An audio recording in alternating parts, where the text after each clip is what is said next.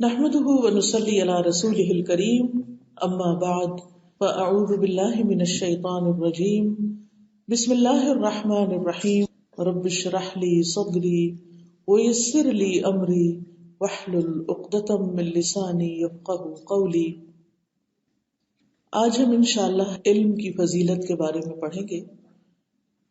آغاز کریں گے ہم سورۃ العلق سے، جو قرآن مجید کی سب سے پہلی سورت ہے، جس میں سب سے پہلا حکم جو ملا وہ پڑھنے سے متعلق تھا، اقرا۔ تو آئیے پہلے سورت کی تلاوت سنتے ہیں، اس کے بعد پھر آگے چلیں گے۔ اللہ سبحانہ وتعالیٰ کا ارشاد ہے، اقرا بسم ربک الذی خلق، پڑھیے اپنے رب کے نام سے جس نے پیدا کیا۔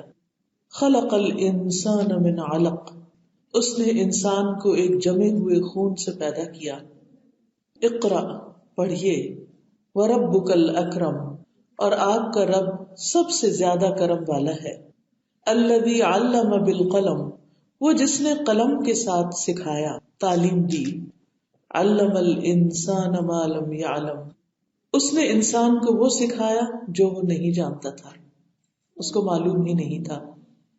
تو گویا علم کا سورس، علم کی بنیاد اور علم کا نقطہ آغاز خود خالق کی طرف سے ہے، جس نے انسان کو پیدا کیا۔ اسی نے انسان کو پڑھنا لکھنا سکھایا۔ یہ نعمت اسی کی طرف سے انسان کو ملی، اور اس نعمت کا اندازہ آپ اس سے لگائیے کہ رسول اللہ صلی اللہ علیہ وسلم پر جو آخری نبی ہیں، جو سب سے پہلی تعلیم اتری وہ پڑھنے سے متعلق تھی، کیونکہ قرآن مجید کی یہ آیات سب سے پہلے نازل ہوئی۔ یہ وہ اولین رحمت ہے جس کے ساتھ اللہ سبحانہ وتعالیٰ نے اپنے بندوں پر رحم کیا۔ یہ وہ اولین نعمت ہے جس سے اللہ نے اپنے بندوں پر انعام کیا، اور اس میں واضح طور پر بتا دیا گیا کہ انسان کی عزت اور شرف علم سے ہے۔ اور یہاں پر اللہ سبحانہ وتعالیٰ کی جو صفت بیان ہوئی وہ ہے الاکرم، جو بہت زیادہ کرم کرنے والا ہے، بہت معزز ہے۔ تو جو شخص علم حاصل کرے گا اور جتنا زیادہ کرے گا، اس کا مقام اتنا ہی زیادہ اللہ سبحانہ وتعالیٰ کی نگاہ میں بڑھتا چلا جائے گا۔ اور یہ بھی اللہ سبحانہ وتعالیٰ کا انسان پر بہت بڑا فضل اور کرم ہے کہ اس نے اسے وہ سکھایا جس کا اسے علم نہ تھا، اور اسی علم کے ساتھ اس نے انسان کو شرف بخشا، عزت بخشی۔ یہی وہ چیز ہے جس کے ذریعے آدم کو فرشتوں سے ممتاز کیا گیا، اعلیٰ مقام دیا گیا، فرشتوں کے ذریعے ان کو سجدہ کروایا گیا۔ رسول اللہ صلی اللہ علیہ وسلم پر جب وحی نازل ہونا شروع ہوئی تو باقاعدہ فرشتے کے سامنے آنے سے پہلے وحی کی ابتدا نیند میں سچے خوابوں کے ذریعے ہوئی۔ ام المومنین عائشہ رضی اللہ تعالی عنہا فرماتی ہیں کہ آپ خواب میں جو کچھ دیکھتے وہ صبح کی روشنی کی طرح صحیح اور سچا ثابت ہوتا، یعنی رات کو ایک چیز دیکھتے خواب میں اور صبح بالکل ویسا ہی سین نظر آتا ہے۔ ان خوابوں کے بعد آپ تنہائی پسند ہو گئے۔ آپ سوچئے کہ آپ نے بھی ایکسپیرینس کیا ہوگا کہ اگر آپ کو کبھی کوئی ایسا خواب آ جائے جو چیز آپ نے رات کو دیکھی ہو دن کو وہ ویسی کی ویسی ہی ہو جائے تو آپ کے دل پر اس کا کتنا گہرا اثر پڑتا ہے۔ تو نبی صلی اللہ علیہ وسلم بھی پھر تنہائی پسند ہو گئے، آپ کا دل پھر دنیا میں نہیں لگتا تھا۔ تو آپ نے غار حرا میں خلوت نشینی اختیار کی، یعنی اکیلے وہاں جا کر غور و فکر کیا کرتے تھے۔ اس بارے میں آتا ہے کہ آپ تہنس فرماتے۔ تہنس کا مطلب یہ ہے کہ اکیلے میں جا کر عبادت کرتے، کئی رات اپنے گھر والوں کے پاس واپس جائے بغیر عبادت میں مشغول رہتے، اور یہ آپ پر رسالت کے آنے سے پہلے کا واقعہ ہے۔ وہ اپنے ساتھ کچھ کھانے پینے کا سامان لے جاتے، توشہ لے جاتے، وہیں رہتے، پھر جب وہ توشہ ختم ہو جاتا تو واپس حضرت خدیجہ کے پاس آتے اور اتنا ہی توشہ پھر ساتھ لے جاتے، پھر وہاں جا کر تنہا ہو جاتے، یہاں تک کہ ایک روز آپ غار حرا میں تھے کہ یکا یک آپ کے پاس حق آ گیا. ایک فرشتے نے آپ کے پاس آ کر کہا اقرا، پڑھو. آپ نے کہا میں پڑھنا نہیں جانتا. آپ فرماتے ہیں کہ فرشتے نے مجھے پکڑ کر اتنے زور سے بھینچا کہ مجھے سخت تکلیف پہنچی. پھر مجھے چھوڑ کر کہا کہ اقرا، پڑھو. میں نے پھر وہی جواب دیا کہ میں انا بقاری، میں پڑھا ہوا نہیں ہوں، یعنی مجھے پڑھنا نہیں آتا. ظاہر ہے آپ صلی اللہ علیہ وسلم مکہ میں پیدا ہوئے تھے جہاں پڑھنے لکھنے کا رواج نہیں تھا. آپ فرماتے ہیں کہ اس فرشتے نے مجھے دوسری مرتبہ نہایت ہی زور سے بھیجا کہ مجھے سخت تکلیف پہنچی. پھر اس نے کہا کہ پڑھو. میں نے کہا میں پڑھا ہوا نہیں ہوں. فرشتے نے مجھے تیسری بار پکڑا اور پھر بھیجا، پھر مجھے چھوڑ دیا اور کہنے لگا اقرأ بسم ربک الذی خلق، خلق الانسان من علق، اقرأ وربک الاکرم الذی علم بالقلم، علم الانسان ما لم یعلم. یہ پہلی 5 آیات تھی اس سورت کی جو فرشتے نے آپ کے سامنے پڑھی، جس کا معنی ہے کہ اپنے رب کے نام سے پڑھو جس نے پیدا کیا، انسان کو خون کی پٹکی سے بنایا. پڑھیے، آپ کا رب بڑی ہی مہربانیاں کرنے والا ہے. اور پھر نبی صلی اللہ علیہ وسلم ان آیات کو پڑھنے لگ گئے، اور ان آیات کو لے کر جب جبریل علیہ السلام واپس چلے گئے تو آپ اسی حال میں غار حرا سے واپس آئے، اس حال میں کہ آپ کا دل اس انوکھے واقعے سے کانپ رہا تھا، آپ کا پورا جسم شور کر رہا تھا. اور پھر کچھ عرصے تک وحی کی آمد کا سلسلہ بند ہو گیا. صرف یہی پہلی 5 آیات جس میں پڑھنے اور لکھنے کی تاکید تھی، اور بس. آپ کو یاد ہوگا کہ موسیٰ علیہ السلام کو جب تورات دی گئی تو اس سے پہلے انہیں کہاں بلایا گیا تھا؟ کہاں پر دی گئی تھی تورات؟ کوہ طور پر، یعنی پہاڑ کی چوٹی پر. اور وہاں وہ بھی 40 رات تک رہے تھے، 40 days. اور وہاں کھانے پینے کا کچھ سامان نہیں تھا. جو کچھ وہاں میسر تھا جنگل میں جیسے ہوتا ہے یا پہاڑ کے اوپر جو بھی ہوتے ہیں چھوٹی موٹی چیزیں، بس اسی پر گزارا کیا. ایک طویل روزہ رکھا. تو علم حاصل کرنے کے لیے انسان کو کچھ آرام طلب چیزیں چھوڑنی پڑتی ہیں، کچھ قربانیاں دینی پڑتی ہیں، خاموشی اور یکسوئی اختیار کرنی پڑتی ہے، غور و فکر کرنا پڑتا ہے، اور کچھ تکلیفوں سے گزرنا پڑتا ہے. لیکن جب انسان ان سے گزر جاتا ہے تو پھر اس کو وہ مرتبہ اور وہ مقام ملتا ہے جو دوسرے کو نہیں ملتا. اور اس کے لیے کوئی شارٹ کٹ نہیں ہوتا. ماں کے پیٹ سے کوئی بھی سیکھ کر نہیں آتا. کسی کو علم گھول کر پلایا نہیں جا سکتا، بلکہ اسے سیکھنا پڑتا ہے، حاصل کرنا پڑتا ہے. اور ہم دیکھتے ہیں کہ جو لوگ دنیا میں پڑھتے ہیں، مثلاً آپ کے 2 بچے ہیں، ان میں سے ایک خوب پڑھتا ہے، محنت کرتا ہے، تو وہ ترقی کی منازل طے کرتا چلا جاتا ہے. اس کے برعکس دوسرا بچہ اگر اس کو پڑھنے لکھنے کا کوئی شوق نہیں تو آپ دیکھیں گے کہ وہ زندگی کی دوڑ میں بھی پیچھے رہ جاتا ہے. دنیا میں بھی قدر انہی لوگوں کی ہے کہ جو علم حاصل کرتے ہیں، خواہ وہ دنیا کا ہی علم کیوں نہ ہو، خواہ وہ میڈیسن ہو یا انجینئرنگ ہو یا کچھ اور. اور پھر یہ کہ ایک سرٹن ڈگری کرنے کے بعد پھر وہ چاہے کام شروع کر دیں، پھر بھی وہ پڑھنا لکھنا جاری رکھتے ہیں، وہ اپنے فیلڈ میں ریسرچ کرتے رہتے ہیں. اسی لیے آپ نے دیکھا ہوگا کہ جو کسی فیلڈ میں ایک خاص مقام پر ہوتا ہے اور سینئر ہوتا ہے، وہ مسلسل ریسرچ کرتا چلا جاتا ہے، آگے بڑھتا چلا جاتا ہے، بڑھتا چلا جاتا ہے. پھر اس کا درجہ اور مقام اسی فیلڈ کے لوگوں میں بہت آگے ہو جاتا ہے. تو اس لیے انسان کو علم حاصل کرنے کا حریص رہنا چاہیے. لیکن یاد رکھیے کہ دنیا کا علم حاصل کرنا منع نہیں. دنیا کا علم بھی انسان کے لیے فائدہ مند ہے، انہی علوم کے ذریعے انسان نے ترقی کی ہے. لیکن اسلام کا نقطہ نظر یہ ہے کہ آپ جو بھی علم نافع حاصل کریں، یعنی فائدہ مند علم حاصل کریں، اس میں رب کا ذکر ضرور ہو. اقرأ بسم ربک الذی خلق، رب کا نام ضروری ہے اس میں. کیوں؟ اس لیے کہ الذی خلق، جس نے پیدا کیا ہے اس کو نہیں بھولنا. تمہیں بھی اللہ نے پیدا کیا اور اس دنیا کو بھی اللہ نے پیدا کیا.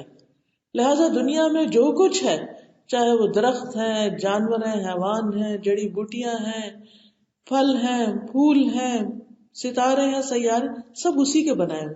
تو جب آپ اس کی تخلیق میں غور و فکر کرتے ہیں تو خالق کو اس سے الگ نہ کریں، اس میں خالق کا ذکر ہونا چاہیے. بلکہ دنیا کے جتنے بھی علوم ہیں، جتنی بھی سائنسز ہیں، ان کو پڑھتے ہوئے مقصد اور نظریہ کیا ہونا چاہیے کہ ان کے ذریعے ہمیں اللہ سبحانہ وتعالیٰ کی پہچان زیادہ ہو. کیونکہ جو جتنا علم والا ہوتا ہے اس کے ذہن میں اتنی وسعت ہوتی ہے، وہ چیزوں کو اتنی گہرائی اور باریکی کے ساتھ دیکھتا ہے اور بہترین نتائج نکال کر لاتا ہے. اب دیکھیں گے ہم اگر ایک پھول کو دیکھیں گے تو بس ایک عام نظر سے صرف اس کے کلر یا ٹیکسچر یا خوشبو یا اس کو ڈیکوریشن کی نظر سے دیکھیں گے. لیکن ایک سائنٹسٹ صرف کلر نہیں دیکھے گا، ایک ڈیکوریشن کے لیے نہیں دیکھے گا اس کو، وہ اس سے کوئی اور نتیجہ نکالے گا. اور ہم زیادہ سے زیادہ پھول سجا کر کسی کو خوش کر سکتے ہیں، کسی کا استقبال کر سکتے ہیں، لیکن جو فائدہ ایک سائنٹسٹ آپ کو اس میں غور و فکر کر کے اس کے فائدے بتا کر پہنچا سکتا ہے، وہ صرف ظاہری چیز سے نہیں ہو سکتا. اس لیے ہم سب کو اپنی بنیادی ضروریات سے فارغ ہو کر مزید سیکھنے کی طرف توجہ دینی چاہیے، چاہے وہ دنیا کا نفع مند علم ہو یا دین کا. اور اگر آپ دنیا کی بھی ڈگری حاصل کر رہے ہیں تو کرتے رہیے، لیکن اس کے ساتھ ساتھ اپنا دینی علم بھی بڑھاتے رہیے، اس کے ساتھ اپنا تعلق مضبوط رکھیے. کیونکہ اللہ سبحانہ وتعالیٰ نے ہی ہر چیز کو پیدا کیا. جیسا کہ سورۃ طٰہٰ میں آتا ہے، فرعون نے پوچھا تھا موسیٰ علیہ السلام سے، قال فمن ربکما یا موسیٰ، اے موسیٰ تم دونوں کا رب کون ہے؟ اب دیکھیے کہ موسیٰ علیہ السلام نے رب کی تعریف کیا کی، رب کی پہچان کیا کروائی. قال ربنا الذی اعطى كل شیء خلقہ ثم ہدی، کہ ہمارا رب تو وہ ہے جس نے ہر چیز کو اس کی شکل و صورت بخشی. جتنی بھی چیزیں ہیں، ان کے جو بھی ڈیزائن ہیں، ان کے جو بھی رنگ ہیں، جو بھی شکل ہے، جو بھی سائز ہے، اس کے اندر جو جو فائدے ہیں، وہ سارے کے سارے رب نے بنائے ہیں، وہ رب کی طرف سے آئے ہیں. ثم ہدی، پھر اس نے راستہ دکھایا. کس کو؟ انسان کو. کس چیز کا؟ کہ ان سے کیسے فائدہ اٹھانا. یعنی انسان نے اگر پتھروں کے خواص معلوم کیے تو وہ بھی اللہ ہی نے راہ دکھائی تھی اس کو، اسی نے یہ علم الہام کیا. شہد کی مکھی کو اگر شہد بنانا سکھایا تو وہ علم بھی کس نے اس کو دیا؟ اس کے اتنے ڈاٹ جتنے دماغ میں، وہ اللہ ہی نے دیا. وہ جس کی آنکھیں ہمیں دکھتی نہیں، وہ کیا کیا دیکھتی ہے، کہاں جا کر بیٹھتی ہے، اچھے ہی پھول اور پھل پہ بیٹھتی ہے، گندی مکھی کی طرح نہیں اندھا دھند کسی بھی گندگی پہ جا بیٹھے، اچھی جگہ پہ جا بیٹھتی ہے اور پھر اس سے اچھی چیز نکال کے رس لاتی ہے اور پھر اس سے شہد بناتی. یعنی جو شہد وہ تیار کرتی ہے، اتنی بڑی فیکٹری میں انسان اتنی فائدے کی اور غذائیت کی چیز اس ڈیلیکیسی کے ساتھ تیار نہیں کر سکتا. اور ہماری جو فیکٹریاں لگی ہیں، ان کا شور اور ان کی پولوشن اور اس کی وجہ سے فضا میں، انوائرمنٹ میں جو مسائل پیدا ہو رہے ہیں، وہ آپ سب کو معلوم ہے کہ انسانوں کے لیے کتنی بڑی تھریٹ اور کتنا بڑا ڈینجر بن چکا ہے. انسان کے اپنے ہاتھوں ہی جو چیزیں وہ بنا رہا ہے انہی کے ذریعے. لیکن اللہ سبحانہ وتعالیٰ نے اپنی قدرت کی زبردست نشانیاں دکھائیں کہ دیکھو اتنے بڑے کارآمد مفید چیز جس کا ذکر خود اس نے قرآن میں کیا کہ فیہ شفاء للناس، اس شہر میں شفا ہے لوگوں کے لیے، اس کو کس سے تیار کروایا. دوسری طرف دودھ میں شفا ہے، دودھ بڑے فائدے کی چیز، اس کے لیے اتنی بڑی بھینس بنائی. یہ اللہ کی قدرت ہے نا کہ کسی سے شہد بنوایا، کسی سے دودھ، کسی سے کچھ اور. تو یہ سب انسانوں نے جو ایکسپلور کیا، تو یہ بھی اسی طرح انسانوں کے اندر اللہ نے الہام کیا تھا یہ علم. لیکن ہر ایک کو یہ الہام نہیں ہوتا، اسی کو ہوتا ہے جو اس چیز میں انٹرسٹ لیتا ہے، پھر وہ اس کے بارے میں سوچتا ہے، پڑھتا ہے، غور و فکر کرتا ہے، اور پھر اللہ سبحانہ وتعالیٰ اس محنت کے انعام کے طور پر اس کے اندر وہ راہیں ہموار کرتے ہیں، اس کو روشنی دیتے ہیں، اور پھر اس کو وہ دکھائی دیتا ہے جو عام انسانوں کی نظر نہیں دیکھ سکتی. تو یہی وہ رب ہے الذی اعطی کل شیء، کل شیء میں انسان بھی ہے، حیوان بھی ہے، جانور بھی ہے، خلقہ، سب کو اس نے ہی ایک خاص شیپ میں بنایا، ثم ہدی، پھر اس نے رہنمائی کی. آسمان ہو، زمین ہو، رات ہو، دن ہو، سورج، چاند، ستارے، سب کے سب الا لہ الخلق والامر، کہ یاد رکھو اسی کا کام ہے پیدا کرنا اور حکم دینا بھی اسی کا کام ہے. تبارک اللہ رب العالمین، بہت برکت والا ہے اللہ جو سارے جہانوں کا رب ہے. یعنی صرف انسان کو نہیں بلکہ سب کو اسی نے پیدا کیا. اور پھر یہاں پر آپ دیکھیے کتنی دلچسپی کی بات ہے، کتنی حیرانی کی بات ہے. پہلا لیسن دیا جا رہا ہے اور اس میں اقرا کے بعد جو دوسری آیت ہے وہ کیا ہے؟ خلق الانسان من علق، کہ انسان کو اس نے خون کی پٹکی سے پیدا کیا. سبحان اللہ. یعنی سائنس اور دین ساتھ ساتھ چل رہا ہے. یعنی انسان کس سے بنا، کس سے پیدا ہوا، یہ تو آج اس صدی میں، یہ پچھلی صدی میں انسان نے آ کر ایکسپلور کیا اور انسان کو پتا چلا. 1400 سال پہلے نبی صلی اللہ علیہ وسلم کو کس نے بتایا تھا کہ انسان کہاں سے بنتا ہے، کیسے بنتا ہے، اور انسان کی تخلیق کے آغاز میں کیا چیز کار فرما ہوتی ہے؟ الذی خلق الانسان من علق. اور پھر آپ دیکھیے کہ نہ صرف یہ کہ علق کا ذکر کر دیا گیا بلکہ دوسری جگہوں پر پھر اس کی مزید تفصیل بھی بتائی گئی کہ کس طرح نطفہ علقہ میں بدلتا ہے، علقہ مضغہ میں بدلتا ہے، مضغہ عظام بنتے ہیں اور عظام جو ہے ان پر پھر گوشت چڑھایا جاتا ہے، پھر انسان پورے کا پورا بن کر ماں کے پیٹ میں تیار ہو کر باہر آتا ہے. یہ سب کچھ کرنے والا کون ہے؟ اور اس کی جو سٹیجز بتائیں، اس کی مزید وضاحت حدیث میں بتائی. یہ سب کچھ یہ علم اللہ نے دیا. علم الانسان ما لم یعلم. انسان کو نہیں علم تھا، انسان کو نہیں پتا تھا، ہمیں خود نہیں پتا تھا کہ ہم کہاں کہاں سے ہو کر آ رہے ہیں. تو اس لیے یہ یاد رکھیے کہ ہمارے دین میں دین کا علم اور دنیا کا علم دونوں کو حاصل کرنے کی فضیلت ہے، کیونکہ پہلی وحی میں ہی دونوں کا ذکر کر دیا گیا تھا. اور انسان کی تخلیق تو بہرحال اللہ کی ایک بہت بڑی نشانی ہے. قرآن مجید میں اللہ تعالیٰ فرماتے ہیں وَفِي أَنفُسِكُمْ افلا تبصرون، تمہارے نفسوں کے اندر نشانی ہے، کیا تم نہیں دیکھتے؟ یعنی مطلب یہ ہے کہ دیکھو، غور کرو. اور پھر کائنات میں بھی نشانیاں ہیں. اور پھر اس کے بعد فرمایا اقرا، دوبارہ تاکید، اقرا وربک الاکرم الذی علم بالقلم. یہاں پر آپ دیکھیے ہدایت کی بات نہیں کی گئی، تعلیم کی بات کی گئی ہے، علم کی اہمیت بتائی جا رہی ہے. یعنی تخلیق کے بعد پہلی چیز علم حاصل کرنا، اور پھر قلم، اور پھر علم الانسان ما لم یعلم. کیونکہ اگر یہاں پر ہدایت کی بات ہوتی تو ہدایت تو اللہ سبحانہ وتعالیٰ نے انسانوں کو بھی دی ہے اور جانوروں کو بھی دی ہے ان کی ضرورت کے مطابق. لیکن یہاں انسان کے لیے علم حاصل کرنے کی بات ہے. اب دیکھیے جانور جتنے بھی کام کر رہے ہیں نا، ان کو علم حاصل نہیں کرنا پڑتا. ایک بلی کو اپنا کام کرنے کے لیے کوئی علم حاصل نہیں کرنا کہ بچوں کو کیسے پالنا ہے، پیدا کیسے کرنا ہے، اور پیدائش کے بعد ان کو کس طرح چاٹنا ہے اور چاٹ کے سب کچھ صاف کرنا ہے. آپ کو حیرانی ہوگی کہ بلی جب بچے ڈیلیور کرتی ہے، یعنی جب وہ باہر نکلتی ہے تو کچھ بھی گندگی نہیں ہوتی وہاں پر، ایک بلڈ کا ڈراپ تک نہیں ہوتا. اور ایک انسان کے بچے کی پیدائش کے لیے آپ نے دیکھا ہوگا کہ پورا عملہ وہاں کھڑا ہوتا ہے اور کتنے لوگ اس میں مصروف ہوتے ہیں اور کیا کیا انتظامات کیے جاتے ہیں، اور اس کے لیے انسان نے کتنا کچھ پڑھا سیکھا اور پھر جا کر انسان کے لیے کچھ سہولت پیدا ہوئی. لیکن باقی مخلوق کو اللہ تعالیٰ نے پورا پروگرام کر کے بھیج دیا کہ تمہیں کیا کیا کرنا. انہیں تعلیم کی ضرورت نہیں، انسان کو تعلیم کی ضرورت ہے. اور جانور اور انسان میں فرق ہی علم کی وجہ سے آتا ہے. آپ اپنی حیوانیت سے اتنا ہی اوپر اٹھتے چلے جاتے ہیں جب آپ دین اور دنیا دونوں کا علم حاصل کرتے چلے جاتے ہیں. کیونکہ اللہ نے انسان کو عقل دی، برین دیا، اب اسے اس کو استعمال کرنا ہے. اللہ نے راہیں دکھا دی ہیں لیکن سیکھنا اس کو خود ہوگا. اور پھر قلم کا ذکر کر دیا، علم محفوظ بھی کرو. یہ نہیں کہ وہ سارا تمہارے دماغ کے چپ میں محفوظ ہو جائے گا، نہیں، تمہیں خود لکھنا پڑے گا، سیکھنا پڑے گا اور اس کو محفوظ کرنا پڑے گا، اپنے لیے بھی اور آنے والی جنریشنز کے لیے بھی. اور اس کو صدقہ جاریہ پھر بتایا. اور پھر آپ دیکھیے کہ قرآن مجید جو تھا نبی صلی اللہ علیہ وسلم پر جیسے جیسے اترتا تھا آپ اس کو لکھواتے جاتے تھے.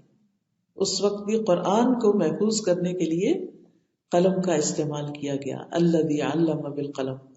یہ بھی یاد رہے اس موقع پر کہ اللہ سبحانہ وتعالیٰ نے سب سے پہلے قلم کو پیدا کیا تھا اور اسے حکم دیا تھا کہ مستقبل میں ہونے والی تمام چیزوں کو لکھ دو، اور اس نے لکھ دیا. عبادہ بن صامت نے اپنے بیٹے سے کہا کہ میں نے رسول اللہ صلی اللہ علیہ وسلم کو فرماتے ہوئے سنا، پہلی چیز جو اللہ نے پیدا کی وہ قلم ہے. پھر اس سے فرمایا کہ لکھو. اس نے کہا ہے میرے رب میں کیا لکھوں؟ یعنی قلم کو اللہ نے بولنا سکھا دی. اللہ نے فرمایا ہر چیز کی تقدیر لکھو یہاں تک کہ قیامت قائم ہو جائے، یعنی آخر تک جو کچھ ہونے والا سب لکھ ڈالو. وہ اصل میں اللہ کا علم تھا جو کہ کامل علم ہے، اور پھر وہ علم لکھا ہوا بھی ہے، اور وہ اللہ تعالیٰ کے پاس پہلے سے محفوظ ہے، اور اللہ کو سب اول و آخر پتا ہے کہ کیا ہونے والا ہے. قرآن مجید میں قلم کی قسم بھی کھائی گئی، نون والقلم وما یسطرون. نون قسم ہے قلم کی اور اس کی جو وہ لکھتے ہیں. اب آپ دیکھیے اس کی بھی قسم کھائی گئی جو وہ لکھتے ہیں، کیونکہ اللہ کو پتا تھا نا کہ ایک وقت آئے گا کہ لوگ قلم کے علاوہ اور طریقوں سے بھی لکھیں گے، تو ہر وہ چیز جو لکھی گئی اس کی بھی قسم کھائی گئی. وما یسطرون، اور اس سے مراد الہامی کتابوں کا بھی لکھا جانا ہے. فرشتے بھی قلم استعمال کرتے ہیں، یعنی ہمارے اعمال نامے لکھنے کے لیے. رسول اللہ صلی اللہ علیہ وسلم نے فرمایا بائیں طرف والا فرشتہ 6 گھڑیاں مسلمان خطاکار یا گناہگار بندے سے قلم اٹھائے رکھتا ہے، یعنی جب وہ کوئی گناہ کرتا ہے تو قلم روک کے رکھتا ہے. اگر وہ شرمندہ ہو جائے فوراً اور توبہ کر لے تو قلم رکھ دیتا ہے، لکھتا نہیں، ورنہ ایک گناہ لکھ لیتا ہے.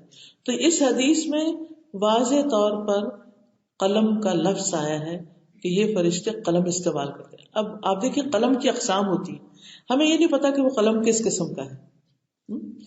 آپ دیکھیے کہ اب تو اتنی ورائٹی ہو گئی ہے قلموں میں، اور پینسل اور رنگ ان کے، اور اس میں گلٹر بھی، اور کیا کچھ کلرنگ کے لیے بھی ملٹی پرپز استعمال ہوتے ہیں جو بھی قلم ہے.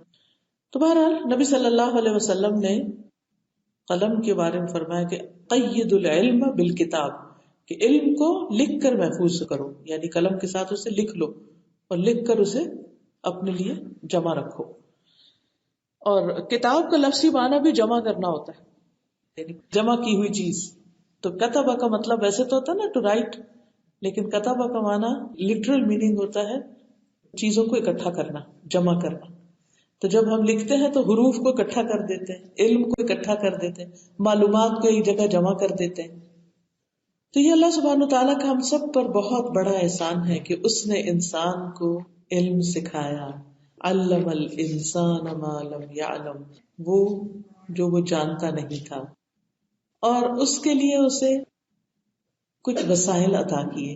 اور وہ کیا ہے؟ آنکھ، کان، دل. ان کے ذریعے علم حاصل کرنے کا راستہ آسان کر دیا. اب دیکھیے کہ جو لوگ آنکھوں کے بغیر سیکھتے ہیں، ہاتھوں کے بریل کے ذریعے پڑھ کے، ان کے لیے کتنی مشقت ہوتی. ہم ایک نظر میں ایک ٹائم پر کیا کچھ نہیں دیکھ لیتے، صرف وہ لفظ نہیں دیکھتے، اس کے آس پاس کی بھی سب چیزیں ہمارے سامنے ہوتی ہیں. وہ ایک دلچسپ عمل ہوتا ہے. پھر کانوں کے ساتھ انسان سنتا ہے اور اس سے سیکھتا ہے. تو اللہ سبحانہ تعالیٰ نے انسان کو قرآن کی تعلیم بھی اسی طرح دی. جبریل امین کے ذریعے وہ آتے تھے، بولتے تھے، آپ سنتے تھے، یاد کر لیتے تھے، پھر آگے اس کو لکھوا دیتے تھے. تو قلم ایک طرح سے ہمارے لیے، ہمارے بعد ایک امبیسڈر ہے ہمارا، جو ہمارا پیغام دوسروں تک جا پہنچاتا ہے. یعنی ہم اس کو لکھ کے چھوڑ دیتے ہیں اور پھر خود کہیں اور چلے جاتے ہیں، اور وہ لکھی ہوئی چیز آگے پہنچ جاتی. تو یہ ایک دلچسپ چیز ہے. تو بہرحال انسان کو اگر حیوان سے اوپر اٹھنا ہے، اینیمل سے اوپر جانا ہے، تو پھر صرف کھانے پینے کی فکر کافی نہیں ہوگی، بلکہ اپنے دماغ کو استعمال کرنا ضروری ہے، اور وہ چیزیں جاننا جو وہ نہیں جانتا، خصوصاً دین کے معاملے میں. دنیا کے علوم میں بھی بہت وسعت ہے، ہر انسان ہر علم حاصل نہیں کر سکتا. بہت کم لوگ ہوتے ہیں کہ جو ایک فیلڈ میں ماہر ہو، پھر دوسرے میں، پھر تیسرے میں، ورنہ عموماً انسانوں کی ایکسپرٹیز کسی ایک فیلڈ میں ہوتی ہے. تو ہم سب کو بھی آگے بڑھنے کے لیے، ترقی کرنے کے لیے، عزت حاصل کرنے کے لیے اللہ کی نگاہ میں سیکھتے رہنا ہے اور اللہ سے دعا کرنی ہے، رب زدنی علما، جو اللہ سبحانہ تعالیٰ نے نبی صلی اللہ علیہ وسلم کو سکھائی، وقل رب زدنی علما۔ اور پھر آپ دیکھیے کہ اللہ سبحانہ تعالیٰ ہمارے بارے میں ہم سے زیادہ جانتا ہے، اس لیے اس نے ہمیں جو کتاب دی ہے، قرآن دیا ہے، جو رسول بھیجا ہے اور اس کو جو حکمت دی ہے وہ اس کے علم پر مبنی ہے، لہذا وہ دنیا کے تمام علوم سے افضل ہے۔ دنیا کا علم انسانوں کی طرف سے آیا ہے، انسانوں کے تجربے پر مبنی ہے، لیکن قرآن کا علم، حدیث کا علم، یہ اللہ کی طرف سے آیا ہے جو اللہ کے علم پر مبنی، اور اس کے ذریعے اللہ سبحانہ تعالیٰ نے بندوں کو حکمت سکھائی، صرف الفاظ نہیں دیے، صرف معلومات نہیں دی، بلکہ ایک وزڈم بھی عطا کی ہے۔ اور پھر آپ دیکھیے کہ یہ تقسیم بھی کر دیا گیا ہے، یعنی علم بھی ایک رزق کی طرح ہے، جیسے بندوں میں رزق تقسیم ہوا ہے ایسے ہی علم بھی تقسیم ہوا ہے۔ کسی کو ایک خاص علم سے دلچسپی ہوتی ہے تو کسی کو دوسرے علم سے، کوئی میتھمیٹکس میں اچھا ہوتا ہے تو کوئی شخص میڈیسن میں بہت اچھا ہوتا ہے، کسی کو انسانوں سے بہت دلچسپی ہوتی ہے، کسی کو جانوروں کے ساتھ ان کے بارے میں علم حاصل کرنے میں بہت ہوتی ہے، کسی کو لینگویجز کا شوق ہوتا ہے، کوئی کسی اور چیز میں بہت ماہر ہوتا ہے۔ تو یہ اللہ کی تقسیم ہے، جس چیز کی زیادہ ضرورت ہے اس طرح کے لوگ زیادہ ہوتے ہیں، انٹرسٹ رکھنے والے، کامن انٹرسٹ جسے کہتے ہیں، اور کچھ علوم خاص خاص ہوتے ہیں۔ خضر علیہ السلام کو اللہ سبحانہ وتعالیٰ نے وہ علم دیا جو موسیٰ علیہ السلام کو نہیں دیا تھا، موسیٰ علیہ السلام کے پاس وہ علم تھا جو خضر علیہ السلام کے پاس نہیں تھا۔ اسی لیے جب ایک مرتبہ موسیٰ علیہ السلام سے کسی نے مجمع میں سوال کیا کہ دنیا میں سب سے بڑا عالم کون ہے، تو انہوں نے کہا کہ میں، تو اس پر اللہ سبحانہ تعالیٰ نے ان کو خضر علیہ السلام کے پاس بھیجا، کیونکہ یہ کہنا درست نہیں کسی کے لیے بھی کہ کوئی کہے کہ میں سب سے زیادہ جانتا ہوں یا میرے پاس کسی بھی چیز کا پرفیکٹ نالج نہیں۔ قرآن مجید میں آتا ہے وَفَوْقَ كُلِّ ذِي عِلْمٍ عَلِيمٍ، ہر علم والے کے اوپر ایک اور علم والا ہے۔ اسی لیے دیکھتے ہیں ہم کہ جب موسیٰ علیہ السلام خضر علیہ السلام کے پاس پہنچے ایک لمبا سفر طے کر کے، تو وہاں پر دونوں ایک کشتی میں سوار ہوئے، تو اس موقع پر ایک چڑیا نے اپنی چونچ سے دریا کا کچھ پانی لیا، تو خضر علیہ السلام نے فرمایا اللہ کی قسم میرا اور آپ کا علم اللہ کے مقابلے میں اس سے زیادہ نہیں جو چڑیا کی چونچ میں ہے۔ حالانکہ موسیٰ علیہ السلام کے پاس تورات کا علم تھا جو اور کسی کے پاس نہیں تھا، یعنی بہت بڑے عالم تھے وہ بھی۔ خضر علیہ السلام اپنے فیلڈ کے بڑے ماہر تھے، نے کہا کہ ان کے پاس دنیا کا، ان کے پاس دین کا علم، یہ سب اللہ کے علم کے مقابلے میں اس قطرے کے برابر بھی نہیں۔ اور ویسے بھی آیت الکرسی میں ہم سب پڑھتے ہیں وَلَا يُحِيطُونَ بِشَيْءٍ مِّنْ عِلْمِهِ إِلَّا بِمَا شَاءَ، کہ وہ اس کے علم میں سے کسی چیز کا احاطہ نہیں کر سکتے مگر جتنا وہ چاہے۔ وَسِعَ كُرْسِيُّهُ السَّمَاوَاتِ وَالْأَرْضِ، اس کی کرسی آسمان و زمین پہ چھائی ہوئی ہے اور اسے ان دونوں کی حفاظت تھکاتی نہیں۔ وَهُوَ الْعَلِيُّ الْعَظِيمُ، اور وہی سب سے بلند، سب سے بڑا ہے۔ قرآن مجید سے ہمیں یہ بھی پتہ چلتا ہے کہ اللہ سبحانہ وتعالیٰ ہر چیز کے بارے میں جانتا ہے، جبکہ ہمارا علم اتنا نہیں ہے۔ سورۃ طلاق میں آتا ہے آیت 12 میں وَأَنَّ اللَّهَ قَدْ أَحَاطَ بِكُلِّ شَيْءٍ عِلْمًا، تاکہ تم جان لو کہ بے شک اللہ ہر چیز پر خوب قدرت رکھنے والا ہے، اور یہ کہ اللہ نے ہر چیز کو علم سے گھیر رکھا ہے۔ اب دیکھیے کہ ہم میں سے ہر انسان کے اندر ایک سمندر ہے خیالات کا، جس میں ہم ہر وقت ڈبکیاں کھاتے ہیں، کبھی تیر رہے ہوتے ہیں اور کبھی گم ہو جاتے ہیں اس میں۔ ہر انسان کا الگ ہے، یعنی اس وقت اس کمرے میں جتنے بھی لوگ بیٹھے ہوئے ان میں سے ہر ایک کی سوچ اور طرح ہے۔ ہم ایک بات سن رہے ہیں لیکن ہر ایک اس پر مختلف طرح ریفلیکٹ کر رہا ہے، وہ اپنے ماضی کے علم کے ساتھ اس کو کنیکٹ کر رہا ہے۔ کسی کو کسی لفظ سے کوئی بات یاد آ جاتی، کوئی اور کہانی، کوئی قصہ، معلوم نہیں کیا، کتنی وسعت ہے صرف ان لوگوں کے علم میں جو اس جگہ بیٹھے ہوئے۔ اللہ سبحانہ تعالیٰ کو ہر ایک کے بارے میں پتا کون کیا سوچ رہا ہے، وہ سب جانتا ہے، میرا آپ تو نہیں جانتے۔ ہمارے ساتھ جو شخص بیٹھا ہے ہمیں تو اس کا بھی نہیں پتا وہ اس وقت کیا سوچ رہا ہے۔ ہر انسان کا راز الگ ہے۔ لیکن اللہ کے سامنے کسی کا کوئی راز ہے ہی نہیں، کسی کا کوئی سیکرٹ ہی نہیں، وہ سب کچھ جانتا ہے. اور پھر وَعِندَهُ مَفَاتِحُ الْغَيْبِ لَا يَعْلَمُهَا إِلَّا هُوَ، اس کے پاس غیب کے خزانوں کی کنجیاں ہیں، یعنی اللہ کے سوا انہیں کوئی نہیں جانتا. وہ جانتا ہے جو کچھ خشکی اور سمندر میں ہے، کوئی پتا نہیں گرتا مگر وہ اسے جانتا ہے، اور زمین کے اندھیروں میں کوئی دانہ نہیں، نہ کوئی تر نہ خشک مگر ایک واضح کتاب میں ہے. یعنی اللہ کا علم یہ لکھا ہوا بھی ہے. تو یہ اللہ کی رحمت ہے کہ اس نے انسان کو علم جیسی دولت دی، یہ اس کی بہت بڑی رحمت ہے. اور خصوصاً قرآن جیسی دولت. الرحمن علم القرآن خلق الانسان علمہ البیان، اس بے حد رحم فرمانے والے نے قرآن سکھایا ہے. اس نے انسان کو پیدا کیا اور اس سے بات کرنا سکھایا، بولنا سکھایا، کیونکہ علم بول کر آگے ٹرانسفر کیا جاتا ہے، لکھ کر اور اس کے بعد بول کر. تو اللہ سبحانہ وتعالیٰ نے آنکھیں دی، کان دیے، دل دیا، زبان دی، تاکہ ہم سیکھ سکیں، پوچھ سکیں، سوال کر سکیں اور اس کا جواب پا سکیں. تو آپ دیکھیے کہ یہ اللہ تعالیٰ کی بہت بڑی رحمت ہے. جتنا بھی شکر ادا کریں کم ہے کہ اس نے پیغمبر بھی بھیجے، رسول اللہ صلی اللہ علیہ وسلم کو بھیجا، کتاب بھیجی، نازل کی، اسے محفوظ کیا، آپ کی سیرت کو محفوظ کیا، آپ کے صحابہ کی سیرت محفوظ ہوئی، اور پھر جو حکمت آپ نے لوگوں میں بانٹی وہ محفوظ ہوئی، اور پھر وہ ٹرانسفر ہوتے ہوتے ہوتے آج ہم تک آ پہنچی. اور اگر ہم تکلیف نہ اٹھائیں اور نہ سیکھیں، جاننے کی کوشش نہ کریں، تو پھر ہم اپنے لیے خود فیصلہ کر سکتے کہ ہم اپنی آخرت میں کیا چاہتے ہیں، ہمیشہ ہمیشہ کے گھر میں کیا چاہتے ہیں. علم ایک کی طرح ہوتا ہے جو اگر خزانے والی الماری کو لگ جائے اور وہ کھل جائے تو ڈھیروں ڈھیر مال آپ کو حاصل ہو سکتا ہے.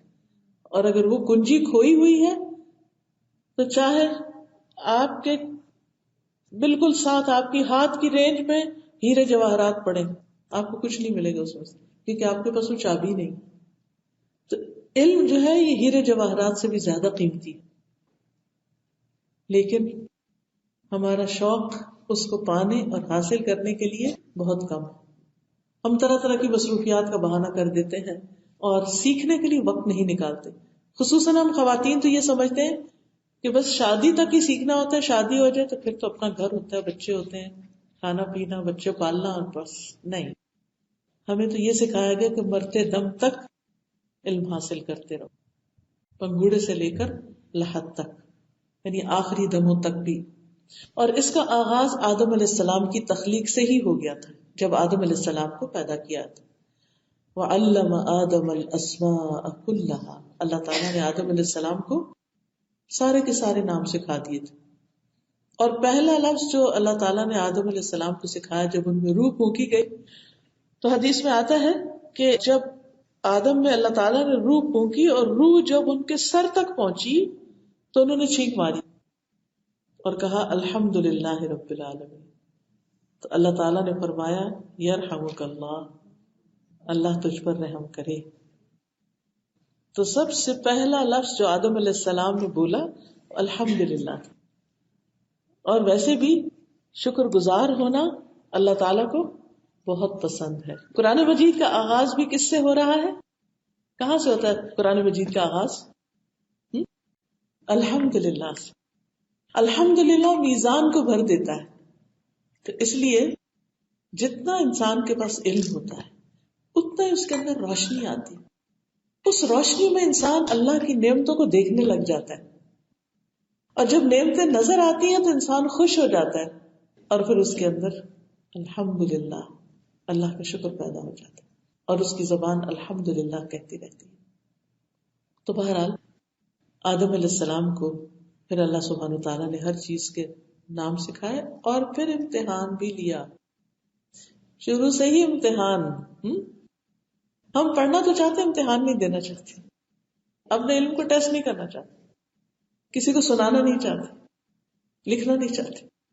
ہم کہتے بس زبانی کچھ باتیں پتہ چل جائیں اور انجوائے کریں، اور پھر اس کان سے سن کے اس سے اڑا کے بس ختم کر دیں. نہیں، آدم کا امتحان کہاں ہوتا؟ فرشتوں کے سامنے ہوتا. انہوں نے سب نام بتا دی. جیسے ہوتا ہے نا بچے کو بےچارا آتا ہے مونٹیسری میں اسکول میں پہلے ہی دن ٹیسٹ ہے بھائی، آغاز ہی ٹیسٹ سے ہوتا ہے. اچھا یہ شیپ بتاؤ کیا ہے، یہ کلر بتاؤ، یہ چیز بتاؤ، وہ بتاؤ. اس سے بچے کو ٹیسٹ کرتے ہیں اور پھر کہتے ہیں ہاں یہ پڑھنے کے قابل ہے، لے آؤ. اب لے لیتے ہیں اس کو. تو آدم علیہ السلام سے بھی چیزوں کے نام پوچھے گئے، تو وہی جو اللہ تعالیٰ نے ان کو سکھائے تھے اور انہوں نے پھر سیکھ کے یاد رکھے. اور پھر جب ٹیسٹ ہوا تو نام سارے بتا دیے.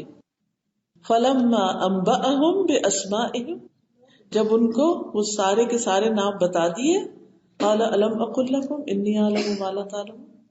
اللہ سبحانہ وتعالیٰ نے کیا فرمایا، کیا میں نے کہا تھا نا کہ أَلَمْ أَقُل لَّكُمْ إِنِّي أَعْلَمُ غَيْبَ السَّمَاوَاتِ وَالْأَرْضِ وَأَعْلَمُ مَا تُبْدُونَ وَمَا كُنتُمْ تَكْتُمُونَ، کہ میں نے تم سے کہا نہیں تھا کہ بے شک میں آسمان اور زمین کی سب چھپی ہوئی چیزوں کو جانتا ہوں، اور میں جانتا ہوں جو کچھ تم ظاہر کرتے ہو، جو تم چھپاتے نہیں، جو تمہارے دلوں میں وہ مجھے پتا ہے. پھر اسی طرح آدم علیہ السلام میں جب روح ڈال دی گئی تو اس کے بعد اللہ تعالیٰ نے ان کو فرشتوں کے پاس بھی بھیجا تھا سیکھنے کے لیے. اگرچہ ان کا علم فرشتوں سے زیادہ تھا لیکن پھر بھی مزید سیکھنے کے لیے بھیجا. اللہ سبحانہ تعالیٰ نے آدم علیہ السلام کو جو پیدا کی تو ان کا قد 60 ہاتھ تھا، بہت اونچے، میں بھی اس ہال کی چھت سے بھی اونچے. اور پھر فرمایا کہ جاؤ ملائکہ کو سلام کرو. پھر غور سے سننا وہ کیا کہتے ہیں، جواب کن الفاظ میں دیتے ہیں، کیونکہ وہی تمہارا اور تمہاری اولاد کا طریقہ ہوگا، سلام ہوگا. آدم علیہ السلام گئے اور السلام علیکم کہا، انہوں نے جواب دیا السلام علیکم ورحمۃ اللہ، انہوں نے رحمت اللہ کا اضافہ کر دیا. اب آپ دیکھیے آدم علیہ السلام کو صرف نام نہیں سکھا دیے گئے تو مینرز بھی سکھائے گئے تھے. یہ مینرز میں سے ہے نا کہ چھینک آئے تو کیا کہنا ہے، الحمدللہ کہنا، سلام کیسے کرنا ہے، اور پھر جواب کیسے دینا، یہ مینرز ہیں. تو ہمارا دین جو ہے اس میں صرف سائنس پڑھ لینا، صرف ایکسپیریمنٹس کرتے رہنا کسی لیب میں کھڑے ہو کر، اور انسانوں سے بیزار ہو جانا، اور نہ کسی سے سلام، نہ دعا، نہ کلام، نہ کچھ، یہ طریقہ درست نہیں. ہمارا دین کیا کہتا ہے، اقرأ بسم ربک الذی خلق، پڑھو. اللہ ہی نے چیزیں بنائی، آدم کو سب نام کن چیزوں کے، دنیا کی چیزوں کے نام، جب وہ سب سکھا دیے تو پھر اب کیا کرو، اب رب کا نام لو اس میں. پھر اس کے بعد ہم دیکھتے ہیں کہ انبیاء علیہ السلام کی جو صفات ہیں ان میں بھی خاص طور پر ان کے علم کا ذکر آتا ہے. یوسف علیہ السلام کے بارے میں قرآن مجید میں آتا ہے وَإِنَّهُ لَذُو عِلْمٍ لِمَا عَلَّمْنَاهُ، بلا شبہ وہ یقیناً بڑے علم والا تھا اس وجہ سے کہ ہم نے اسے سکھایا تھا. تو بڑا علم کب ہوتا ہے؟ جب انسان اللہ کا بھیجا ہوا علم سیکھتا ہے، قرآن سیکھتا ہے، دین سیکھتا ہے. اس کے بغیر انسان جاہل ہوتا ہے. ابراہیم علیہ السلام کے بارے میں آتا ہے کہ انہوں نے اپنے والد سے کہا تھا یا ابت انی قد جاءنی من العلم ما لم یأتک فاتبعنی اہدک صراطا سویا. اے میرے ابا جان، یقیناً میرے پاس ایسا علم ہے جو آپ کے پاس نہیں آیا، لہذا میرے پیچھے چلیے، میں آپ کو سیدھی راہ بتاؤں گا. سبحان اللہ، بیٹا باپ سے کہہ رہا ہے کہ علم کی وجہ سے آپ مجھے فالو کیجئے. یہ ہے علم کی وجہ سے قدر، کہ بچہ ماں باپ سے بھی بڑھ کر مقام حاصل کر لیتا ہے. اور یہ ہم سب تجربہ کر رہے ہیں، دیکھ رہے ہیں کہ بعض اوقات ماں باپ اتنے پڑھے لکھے نہیں ہوتے، بچے پڑھ لکھ جاتے ہیں، وہ کہیں سے کہیں پہنچ جاتے ہیں، ان کی عزت، ان کا مقام کچھ اور ہی ہوتا ہے. پھر اسی طرح یعقوب علیہ السلام کے بارے میں آتا ہے، انہوں نے اپنے بچوں سے کہا تھا انی اعلم من اللہ ما لا تعلمون، کہ میں اللہ کی طرف سے وہ جانتا ہوں جو تم نہیں جانتے. موسیٰ علیہ السلام کے بارے میں تو آپ نے پڑھا ہی کہ نبی ہونے کے باوجود انہوں نے علمی سفر کیا تھا، علم ٹور کیا تھا، اور پھر انہوں نے مختلف چیزوں کے بارے میں جو خضر نے کی تھی ان سے سوال کیا اور پھر اس کا جواب پا کر آئے. نبی صلی اللہ علیہ وسلم کے بارے میں آتا ہے، آپ فرماتے ہیں ان اللہ لم یبعثنی معنتا ولا متعنتا ولکن بعثنی معلما میسرا. اللہ نے مجھے مشکلات میں ڈالنے والا اور سختی کرنے والا نہیں بنا کے بھیجا، اللہ نے مجھے آسانی کرنے والا معلم بنا کر بھیجا ہے. کہ میں لوگوں کو پیار سے آرام سے سکھاؤں. اور قرآن مجید میں بھی اللہ سبحانہ وتعالیٰ فرماتے ہیں کما ارسلنا فیکم رسولا منکم یتلو علیکم آیاتنا ویزکیکم ویعلمکم الکتاب والحکمت ویعلمکم ما لم تکونوا تعلمون. جس طرح ہم نے تم میں ایک رسول تم ہی میں سے بھیجا جو تم پر ہماری آیات پڑھتا ہے، تمہیں پاک کرتا ہے، تمہیں کتاب اور حکمت کی تعلیم دیتا ہے، تمہیں وہ سکھاتا ہے جو تم نہیں جانتے تھے. تو پیغمبروں نے دراصل انسانوں کو وہ سکھایا کہ جو وہ کہیں اور سے حاصل نہیں کر سکتے، اور یہی ان کی وراثت ہوتی ہے. انبیاء درہم و دینار نہیں چھوڑتے بلکہ ان کا ورثہ علم ہوتا ہے. اسی لیے ابو ہریرہ رضی اللہ عنہ نے ایک مرتبہ ایک بازار میں کھڑے ہو کر کہا ہے بازار والو تمہیں کس چیز نے عاجز کر دیا ہے؟ انہوں نے کہا ابو ہریرہ کیا بات ہوئی؟ کہا وہ رسول اللہ کی میراث تقسیم ہو رہی ہے اور تم یہاں ہو، جاؤ وہاں جا کر اپنا حصہ لو. تو وہ جلدی سے گئے کہ کہا کہ مسجد میں گئے تو وہاں تو بس پڑھنے پڑھانے کی باتیں ہو رہی تھی. جب واپس آئے تو انہوں نے کہا کہ ہم تو گئے تھے ہمیں تو کچھ نظر نہیں آیا. انہوں نے کہا کہ کچھ دیکھا تھا؟ کہا ہاں وہاں کچھ لوگ نماز پڑھ رہے تھے، کچھ قرآن پڑھ رہے تھے، کچھ حلال و حرام کا علم حاصل کر رہے تھے. تو انہوں نے کہا تمہاری خرابی ہو، یہی تو محمد صلی اللہ علیہ وسلم کی میراث ہے. یعنی مال و دولت سے بڑھ کر یہ میراث ہے. جو کچھ تم بازار میں کما رہے ہو اس سے کہیں بڑھ کر ہے یہ سب کچھ جو تمہیں یہاں ملے گا. پھر اسی طرح صحابہ کو بھی اللہ نے بہت علم دیا تھا. ابن عمر کہتے ہیں کہ میں نے رسول اللہ صلی اللہ علیہ وسلم کو یہ فرماتے ہوئے سنا کہ میں سو رہا تھا، اسی حالت میں مجھے دودھ کا ایک پیالہ دیا گیا، میں نے خوب اچھی طرح پی لیا حتیٰ کہ تازگی میرے ناخنوں سے نکل رہی تھی. پھر میں نے اپنا بچا ہوا دودھ عمر کو دیا، عمر بن خطاب کو. صحابہ نے پوچھا اس کی کیا تعبیر ہے؟ آپ نے فرمایا علم. تو کبھی آپ بھی خواب میں دودھ دیکھیں تو وہ کیا ہوتا ہے؟ علم ہوتا ہے. پھر اسی طرح مختلف صحابہ مختلف چیزوں کے ایکسپرٹ تھے. معاذ بن جبل جو تھے وہ حلال و حرام کے بہت بڑے عالم تھے. ابی بن کعب بہت بڑے قاری تھے. عبداللہ بن مسعود بھی اسی طرح. علم وراثت کے سب سے بڑے ماہر زید بن ثابت تھے، ہیبرو زبان بھی جانتے تھے. تو اللہ سبحانہ تعالیٰ نے علم کی وجہ سے اس جنریشن کو باقیوں پر فوقیت عطا کی. ہم سب کو بھی، یعنی آخر میں خلاصہ یہی کروں گی کہ ہم سب کو بھی سیکھنا اپنے اوپر لازم کر لینا چاہیے. ہمیں آج تک جو کچھ بھی پتا ہے وہ ہمارے لیے کافی نہیں، ہمیں اور سیکھنا ہے. اور جب تک آپ کے پاس فرصت ہے، مہلت ہے، وقت ہے، زندگی ہے، سیکھتے رہیے سیکھتے رہیے سیکھتے رہیے. ہر روز علم میں اضافہ کیجیے. اچھا بعض خواتین آتے ہیں کہتے ہیں ہمیں کچھ یاد نہیں رہتا، ہم جو پڑھتے ہیں پھر بھول جاتے ہیں. تو کیا ہوا؟ پھر پڑھ لیجیے. اسی لیے تو بھولتا کہ پھر پڑھیے. اگر وہ سب یاد رہ جائے تو پھر تو روز پڑھنے کی ضرورت ہی نہیں. حدیث میں آتا ہے طلب العلم فریضۃ علی کل مسلم، علم کا حاصل کرنا ہر مسلمان پر فرض ہے. اور یاد رکھیے دین کا علم حاصل کرنا قبر کے سوالوں کے جواب کی تیاری کے لیے بہت ضروری ہے. سنن نبی داؤد میں آتا ہے، برائے ابن عازب کہتے ہیں کہ ہم ایک انصاری کے جنازے میں گئے. ہم قبر کے پاس پہنچے تو ابھی لحد تیار نہیں ہوئی تھی، یعنی جس میں دفنانا تھا ان کو. تو رسول اللہ صلی اللہ علیہ وسلم بیٹھ گئے، ہم بھی آپ کے آس پاس بیٹھ گئے، گویا ہمارے سروں پہ پرندے ہوں، چپ ساکت سا بیٹھے ہوئے تھے خاموشی سے. آپ کے ہاتھ میں ایک چھڑی تھی، چھوٹی سی اسٹک تھی، آپ اس سے زمین کو رید رہے تھے. پھر آپ نے سر اٹھایا اور فرمایا اللہ سے قبر کے عذاب کی پناہ مانگو. آپ نے یہ بات 2 یا 3 بار فرمائی.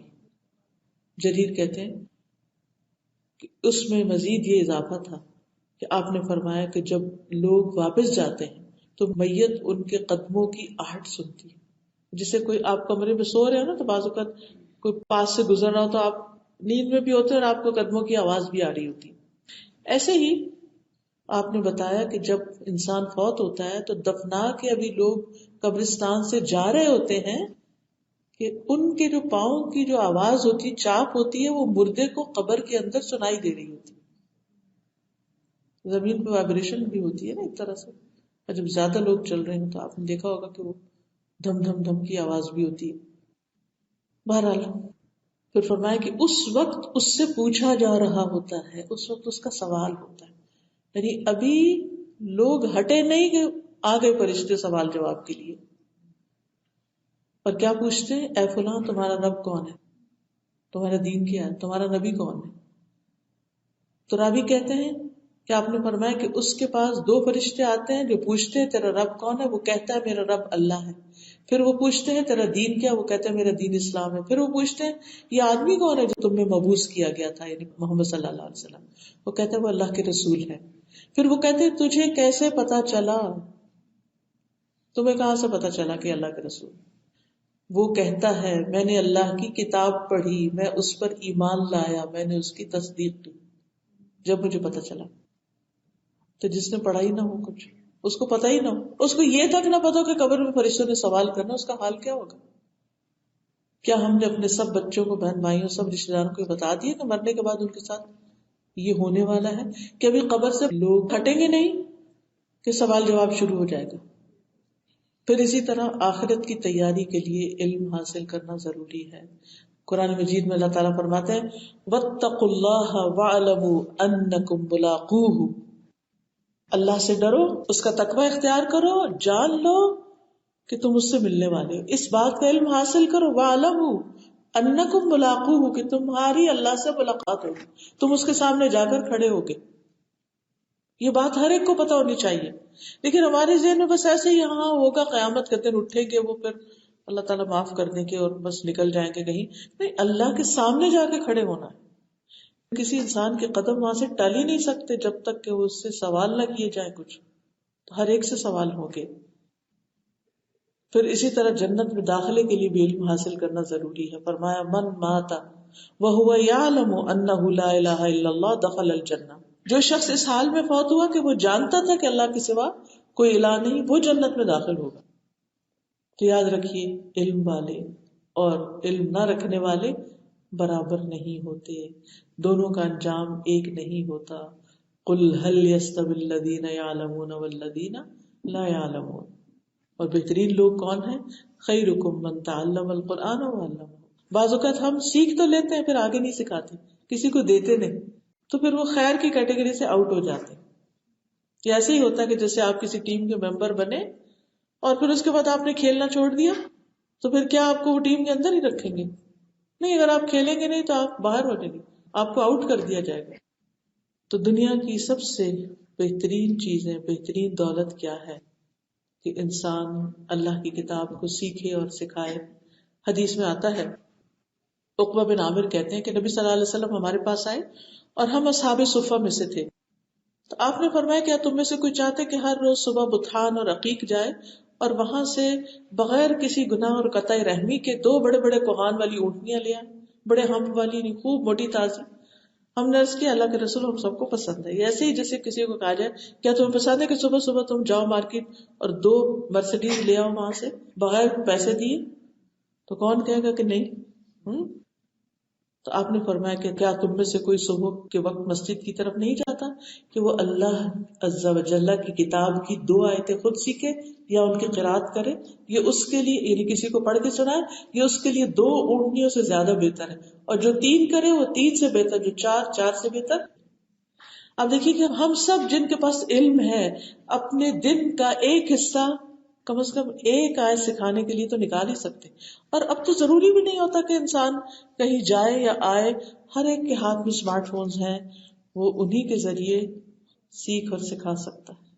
صرف ضرورت ہے کچھ پلان کرنے کی، ایسے لوگوں سے جڑنے کی کہ جو یا آپ کو سکھائیں یا آپ کسی اور کو سکھائیں جن کے پاس علم نہیں. اور مسجد جا کر سیکھنا سکھانا تو ویسے ہی بہت افضل ہے. رسول اللہ صلی اللہ علیہ وسلم نے فرمایا علم کی فضیلت عبادت کی فضیلت سے بہتر ہے. یعنی نفل پڑھنا بھی اچھی بات ہے، لیکن اتنی دیر میں کوئی آیت یاد کر لینا وہ بھی بہت بڑے درجے کی نیکی ہے. عالم کو عابد پر اس طرح فضیلت ہے جیسے چاند کی ستاروں پر. اور جس کے ساتھ اللہ بھلائی کا ارادہ کرتا ہے یفقہہ فی الدین، اسے دین کی سمجھ دے دیتا ہے. اور جو علم کے لیے نکلتا ہے فرشتے اس کے لیے اپنے پر بچھاتے ہیں. آپ نے یہ بھی فرمایا جو لوگ اللہ کے گھروں میں سے کسی گھر میں اللہ کی کتاب کی تلاوت کرتے ہیں، اس کی آپس میں تعلیم میں مشغول ہوتے ہیں، ان پہ سکینت نازل ہوتی، رحمت انہیں ڈھانپ لیتی، فرشتے انہیں گھیر لیتے، اللہ ان کا ذکر اپنے پاس موجود فرشتوں میں کرتے ہیں.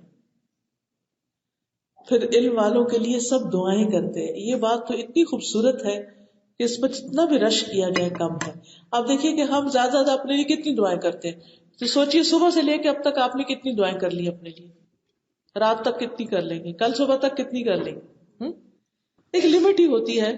لیکن جو شخص دوسروں کو خیر سکھاتا ہے, بھلائی کی بات سکھاتا ہے, اس کے بارے میں حدیث میں آتا ہے یقیناً اللہ اور اس کے فرشتے اور تمام اہل زمین, یہاں تک کہ چونٹیاں اپنی سوراخ میں, مچھلیاں پانی میں, اس شخص کے لیے دعائے خیر کرتے ہیں. اللہ تعالیٰ رحمت بھیجتے ہیں جو لوگوں کو بھلائی کی باتیں سکھاتا ہے. کتنا بڑا مقام. ہم کیوں غافل, ہم کیوں اس کو چھوڑ کر حقیر دنیا کے پیچھے دوڑ رہے ہیں؟ اگر ہم سب اپنا فریضہ ادا کریں تو لوگوں کی بھی بھلائی ہو اور ہماری بھی بھلائی ہو. ایک اور حدیث میں آتا ہے, صحیح الجامع صغیر کی حدیث ہے, رسول اللہ صلی اللہ علیہ وسلم نے فرمایا علم والوں کے لیے تمام مخلوق بخشش کی دعا کرتی ہے, حتیٰ کہ سمندر کی مچھلیاں بھی اس کے لیے بخشش کی دعائیں کرتی ہیں. حدیث میں آتا ہے جو شخص علم کا راستہ اختیار کرے گا اللہ اس کے لیے جنت کا راستہ آسان فرما دے گا. ایک اور حدیث میں آتا ہے جو شخص صبح کے وقت اس لیے مسجد کی طرف نکلا کہ بھلائی سیکھے یا سکھائے تو اس کے لیے حج ادا کرنے کے مثل اجر ہے جس نے اپنا حج مکمل کر لیا. یعنی مسجد گیا تاکہ بھلائی سیکھے یا سکھائے, وہ ایسے ہے جیسے روز حج کر رہا ہے. تو اگر اس کے لیے ہمیں سفر بھی کرنا پڑے, کہیں جانا بھی پڑے, تو ہمیں سیکھنے کی ضرورت ہے.